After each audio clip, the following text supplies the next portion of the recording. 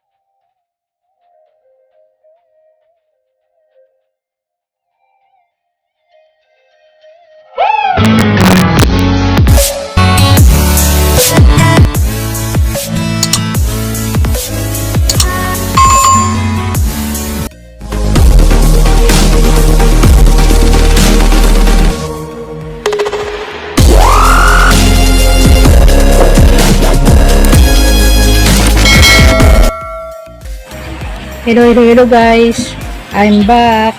Welcome to my channel. Dahil po na uso po ngayon yung yung mango tapioca. Gagawa po ako ngayon, pero nilagyan ko po siya ng twist.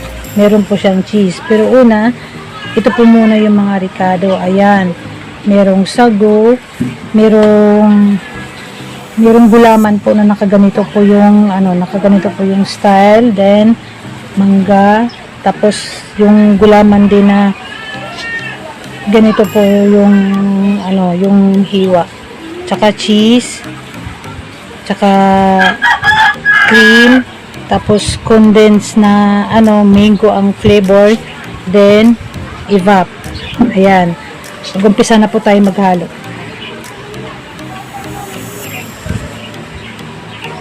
Simple lang po talaga siyang gawin guys. Saka mura lang po yung mga ricado na kakailanganin natin. Yan, umpisa na po natin maghalo ha. Yan.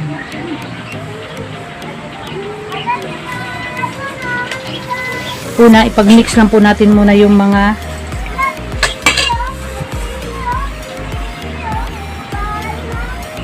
mix lang po natin yung evap,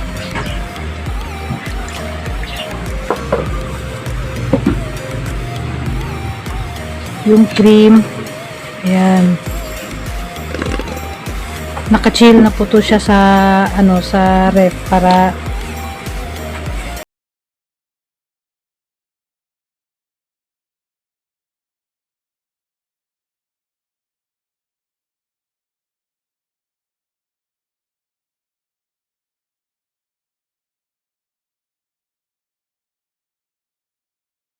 kasi siya, pag mango flavor po kasi siya, sobrang bango. Saka parang mangga na po kasi yung niya, yung lasa. Amoy na amoy po yung mangga. Kaya ayan, haluin muna natin.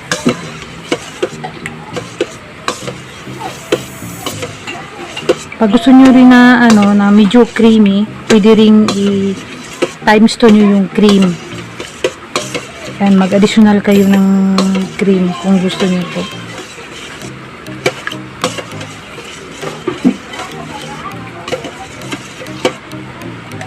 Yan, tapos yung mangga, yan.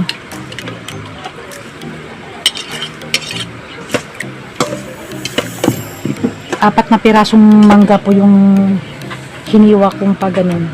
Yan.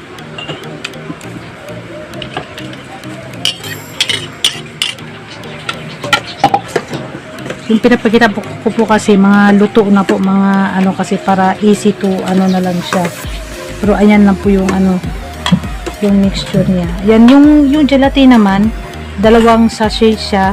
Tapos niluto ko po siya sa 10 cups na tubig. Then nilagyan ko siya ng 1 cup na white sugar para pagkain natin mas matamis yung mas matamis yung lasa. Hindi po siya matabang. Yan, halo lang po natin. Yan, baka magtaka kayo kung bakit kulay orange yung yung gulaman natin. Wala kasing stock na dilaw, kaya orange po yung nabili ko. Sabi ko, sige, Kasi pwede naman siyang ano. Ayan, at saka ito, isunod po natin. Parang siyang buko style, para at least may mga shape po siyang kakaiba, hindi lang po siya cubes na pareho po sa kanina at saka sa mangga. Ayan. Buhusin na po natin.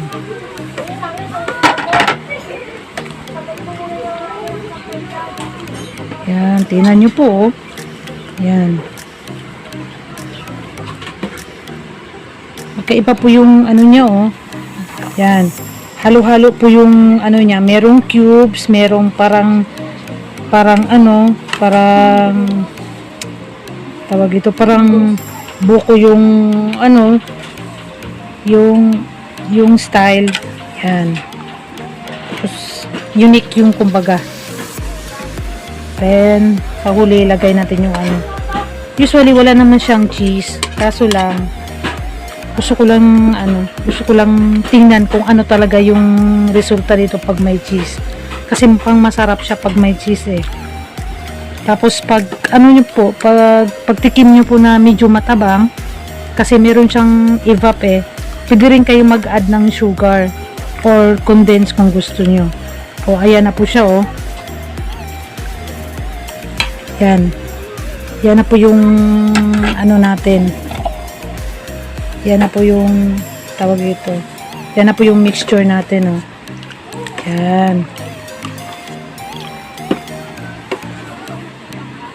Yan, mukhang masarap talaga yung ano. Tsaka napaka-simple lang yung gawin. Madali lang siyang gawin at saka mura lang yung mga ingredients. Yan. Kung gusto yung creamy talaga, pero sa akin kasi tama na po yung pagka-creamy niya, oh. Tingnan niyo. Yan, tama na po yung pagka-creamy niya. Kaya okay na po sa akin yung ganyang ano po, yung ganyang karaming gatas at saka ano, saka cream. Yan. Yan na po siya. Ganun lang po kasimple. Yan, okay na po siya. Tapos na po yung ano. Yan. Tapos i-chill nyo sa ref ng ano, ng mga 1 o 2 oras bago po natin i-serve. Ayan po. So, ayan, ito na po yung finished product natin. Yung sa ano pala, nakalimutan ko, yung sa gusto pong i-ano ko, gawin pang negosyo, pwede nyo ilagay ito sa plastic na cup na may takip. Tapos, i-ano nyo na lang po, kumbaga, i-total nyo lang po yung lahat ng Ricardo, tapos i-divide nyo lang po kung magkano each po yung naka-cup, or pwede rin nakabote para mas mahal po yung ano, kasi nasa 55 po yung bintahan ng pag nakabote, yung ano po, yung pang tapioca po talaga na bote. O ayan po siya. Yan, para po pang ano, kasi napakasimple lang siya, hindi siya gagamit ng ibang ano. Yan, pwede po siya pang negosyo talaga sa panahon po ngayon na sobrang init. Yan. Yan. Maraming salamat po. Wag po niyong kalimutang mag-like at saka mag-share po sa video ko. Saka lalo na po yung mag-subscribe. Maraming salamat po.